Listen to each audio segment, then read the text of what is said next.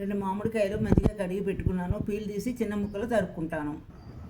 తుక్కుడు పచ్చడి కోసం ఇలా చిన్న ముక్కలు చేసి పెట్టుకున్నాను. 3 చెంచాలు ఉప్పు, 1 అర చెంచా పసుపు కలిపేసి డబ్బాలో పెట్టుకుందాము.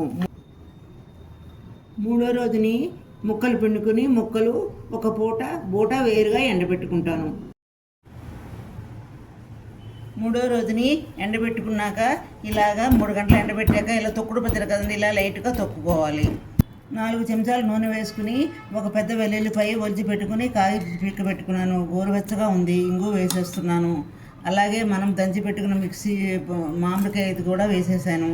4 చెంచాలు కారం, చెంచాన్నర ఆవాలు మెంతులు పొడి కలిపేద్దాము. వెల్లుల్లి తొక్కుడు పచ్చడి రెడీ అయిపోయిందండి. బాగా కలిపేసాను. బౌల్లోకి తీసేసుకుంటున్నాను.